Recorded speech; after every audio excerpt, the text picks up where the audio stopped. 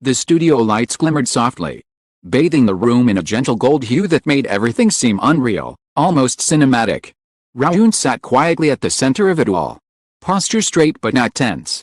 His hands folded neatly in his lap. There was no trace of the polished idle smile that had once defined him. Instead, his expression was still, reflective, as though he were listening to something far away. When the interviewer asked about Park Eun-bin, the air in the studio shifted, so slight that most people might have missed it, but palpable to those who were watching closely. For the first time in years, the question was spoken out loud. He didn't answer immediately. He blinked once, the corners of his mouth curving into a faint smile, the kind that didn't reach his lips but lived somewhere deep behind his eyes. In that moment, the silence said everything. That one look would ignite the internet within hours. Fans would pause, rewind, and analyze the exact moment his eyes softened. It wasn't a rehearsed gesture, nor the charm of an actor trying to please. It was a look filled with recognition, like someone catching the faint echo of a memory they thought they'd lost. It was in that pause, hesitation before he spoke, that the world realized this wasn't just another promotional interview. This was a quiet confession dressed in calm composure. He spoke, his voice low and measured. "She's someone I'll always be grateful for." The words were polite, safe, but the tone betrayed something deeper. Gratitude isn't always gentle, it can carry the ache of what could never be said. His gaze lingered for a fraction of a second too long, away as if the light reminded him of another time, another set, another day when she was there. That moment was all it took for his silence to break. Rewind to the year when it all began, on the set of The King's Affection.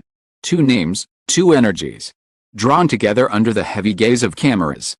Park Eun-bin was already respected as an actress known for her depth and discipline. Rowoon was the rising star, the idol-turned-actor searching for authenticity.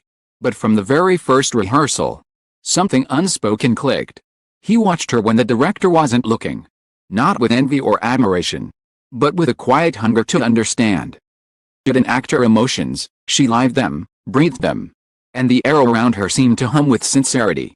There were moments between takes when she would adjust his stance, correct the angle of his hand, whisper something only he could hear, and then laugh. The kind of laugh that leaves warmth behind even after it fades. He'd later admit in another interview that she taught him how to be present, how to feel instead of perform. And on screen, that translated into chemistry that felt too real to be scripted. The audience didn't see two actors, they saw two souls falling in love through their characters, unaware that something in real life was quietly mirroring it. When The King's Affection aired, their connection became the heartbeat of the series. Viewers across the world were captivated not by the dialogue, but by the pauses, the way he looked at her before every line, as if waiting for permission to breathe. It was that rare kind of magic that can't be faked, the kind that leaves everyone wondering what happens when the cameras stop. And then, as the final episode aired, they disappeared. No joint interviews, no follow-up appearances, no photos together, just silence. Fans filled the gaps with theories and longing, playing every clip and dissecting every gaze. Rowoon, now busier than ever, was asked countless times about her, yet he never gave a direct answer. "She's an incredible person," he would say. Or, "We both learned a lot from that project. Always kind, always careful." Truth lingered beneath those measured words like a shadow he refused to chase. The years passed, and the silence became part of their story. Sometimes silence is the most elegant form of memory, it holds what the world isn't meant to know. He once wrote in his fan cafe, "Some people leave an impression so deep, you don't need to see them again to remember how they made you feel." Fans wondered who he meant, but no one asked too loudly. Now, sitting under those blinding studio lights, Rowoon's quiet composure seemed to tremble at the edges. The interviewer pressed gently. "You two had remarkable chemistry. What made that connection so strong?" A flicker in his eyes, a small breath, and then, "Trust. I trusted her completely." The word seemed simple, but something about the way he said completely made the interviewer pause. There was weight there. Trust is dangerous when it's that pure. The camera captured it all, the subtle tremor of his jawline, the flickering reflection in his pupils. And just like that, one small moment became the headline of the week. Rowoon breaks his silence on Park Eun-bin, yet those who truly watched knew, it wasn't his words that revealed anything. It was the smile that came afterward, soft, bittersweet, too full of truth to belong to fiction. By that night, social media erupted. Hashtags like Rowoon Bin and the smile that spoke everything flooded timelines. Fans from Korea to Japan, Thailand to the US, posted slowed-down clips of that same smile. "That's not an actor's smile," one fan wrote. "That's a man remembering someone he loved but couldn't keep," another tweeted. His eyes told the whole story. We didn't need subtitles. The reactions poured in, articles, think pieces, reaction videos, all orbiting around the same question: was there ever something between them? But maybe that wasn't the question that mattered. What truly mattered was the way Rowoon carried her name in his tone. The way he chose gratitude over denial, honesty over avoidance. No dramatic confession. No declaration of love. Only a truth quietly unwrapped after years of silence. Following these, fans revisited old interviews and behind-the-scenes clips. They noticed things they hadn't before: the way his eyes followed her even when she wasn't speaking. The soft laughter that seemed reserved only for her. Clip from years ago resurfaced: Park Eun-bin brushing something from his sleeve, and Rowoon freezing for a moment, though the smallest touch had set off something he couldn't name. The video trended again. This time captioned, "Now we understand. Some stories are not told in words but in glances." There's had always been one of those. The kind that exists between lines, between breaths.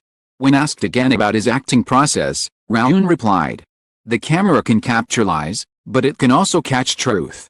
When it did, I didn't mind." He smiled again then. The same way he had smiled when he heard her name. And so the silence finally cracked, not with a confession, but with something quieter, truer. He never said, "I loved her." He didn't have to. The world had already seen it, framed perfectly between his words and the way he looked away. Interview ended, the lights dimmed, and the crew began to pack up. Stood, bowed politely, and thanked everyone. For a brief second, as the cameras stopped rolling, he looked toward the empty chair across from him, the one where the interviewer had sat, and smiled once more. It was quick, private, different, softer, like a goodbye to something that had never really ended. Outside, the sky over Seoul was gray and shimmering with winter light. The city moved on, fast and oblivious. But somewhere, millions of people sat behind screens, playing that moment again and again. Not for the words, not for the gossip, but for the feeling. In those few seconds of silence, Rowoon had reminded them of something rare: that real emotion, when it surfaces, doesn't need to be explained. It just exists, quiet, powerful, and unforgettable. And that was how part one of his truth began, not with revelation, but with remembrance. The world saw a confession. But for Rowoon, it was something deeper, an unspoken farewell to memory that still refused to fade. The world didn't calm down after that interview. If anything, the silence that followed made the noise even louder. For days, headlines dissected every word he had said. Every frame of that viral clip where his smile lingered too long. Some articles called it a confession. Others dismissed it as a fan's fantasy. But those who understood emotions, not just stories, knew that something had shifted. It wasn't about gossip anymore. It was about truth. The kind that hides in the smallest cracks of a person's voice. Rowoon himself said nothing afterward. No clarifying post. No denial. Just quiet. The same quiet that had followed him since the final wrap of The King's Affection. But this time, that silence didn't feel like avoidance. Like acceptance, the kind that comes when you stop running from what your heart already knows. A week later, he appeared again, at a small fan meeting in Seoul. There were no reporters. No flashing cameras. Just warmth and expectation. The fans were gentler than usual that day. They didn't scream. They didn't rush him. They only waited, touching him with a kind of tenderness reserved for someone standing at the edge of something fragile. He began the event with his usual smile, messages, and laughing softly at their letters. Someone asked, carefully but bravely, "Do you regret saying what you said about her?" The air stilled. Even the camera phones lowered. Rowoon looked up, caught off guard for a moment, then he smiled. Not the practiced grin of a celebrity, but the weary smile of a man who has thought about the same question 100 times. "No," he said simply. "I don't regret it." And then, more quietly, Sometimes, being honest isn't about revealing everything. It's about acknowledging what was real. It wasn't a confession of love, nor an explanation. It was a recognition. A truth delivered softly, as if afraid it might break. After that, he went on, telling stories about filming days, how Park Eun-bin once stayed behind after shooting to help him perfect a difficult scene.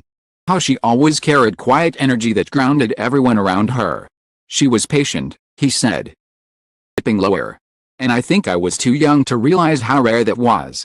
In that moment, he wasn't an actor recalling a co-worker, he was a man remembering someone who had changed him. The audience knew it. And their eyes glistened in the warm theater light. Outside, on social media, replayed his words over and over. The sentence "I don't regret it" trended across platforms in 3 languages. One fan wrote, "He didn't confess love, he confessed growth." Another wrote, "Maybe he loved her. He didn't. But she mattered. And that's enough." But behind all the romantic noise, the truth was more subtle. Park Eun-bin hadn't said anything. Statement, no mention. Not even a smile during her public events. She continued working, serene, graceful, untouched by the frenzy around her name. But still, every time she appeared, people looked for signs. Was her expression softer when she heard his name? Did she look away for a second too long? At one event, a reporter mentioned the interview lightly. Eun-bin paused, then replied with a quiet laugh, "He always speaks sincerely. It's something I respect about him." It wasn't confirmation. It wasn't denial. It was exactly what everyone expected from her: elegance and silence that speaks. Two never met publicly again. Yet fans noticed something hauntingly similar in both of them during their next projects, an unspoken sadness that glimmered in their performances. In his next drama, Rowoon's eyes carried the weight of someone who once understood love but had let it go. In hers, there was serenity. Also restrained. Like a person who had already forgiven. Perhaps that's what true connection does. It leaves traces, not visible, not measurable, but undeniable. Months later, in another interview, when asked about what kind of acting he finds most difficult, he smiled softly and said, "Scenes where you have to hide emotion." The audience laughed, but he didn't. Looked thoughtful. "Because hiding something real," he continued, "is harder than pretending to feel it." The host joked, "You must have a lot of experience with that." And for a moment, everyone swore they saw his eyes flicker, as if remembering. That night, fans made edits again, not of romantic clips this time, but of moments where Rowoon simply looked away. It was no longer about shipping or gossip, it was about recognition.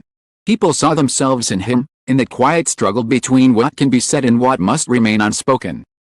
Love stories are told through words, others through time. But the rarest kind are told through silence, the kind that exists only between two people who once shared something too fragile for the world to understand. Rowoon and Park Eun-bin had become that kind of story.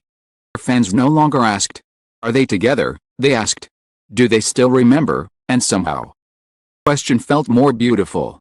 In the months that followed, Rowoon released a small essay book, Moments That Stay. In one passage, readers found a line that spread across fan pages overnight. "There are people you don't see anymore, but when you act, you find them again, in the way you speak. The way you look at someone. They're still there, quietly shaping you." He never mentioned the name. One needed one. Park Eun-bin, meanwhile, continued her steady journey. Known for her poise and kindness, she was asked in a recent magazine shoot what truth meant to her. Her answer was simple. Truth is not about telling everything. It's about being honest. Even when you say nothing. The line felt like an echo, like an invisible bridge between two people who had long stopped speaking but still understood each other. And maybe that's how it was always meant to be. Grand reunion, no scandal. No broken heart splashed across headlines. Just two souls who once met, saw each other clearly, carried that clarity into the rest of their lives.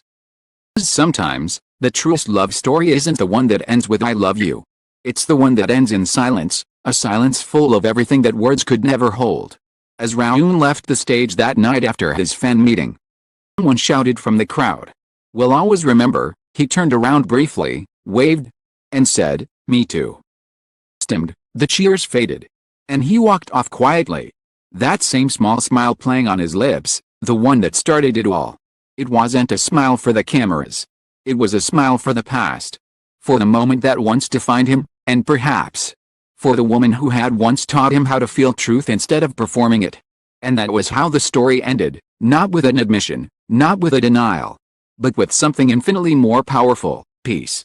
Peace between two people who had nothing left to hide, everything left to remember. Because in the end, truth doesn't need to be loud. Sometimes, it just looks like a man smiling quietly under the lights, his eyes shining, as if they're still seeing someone who isn't there anymore.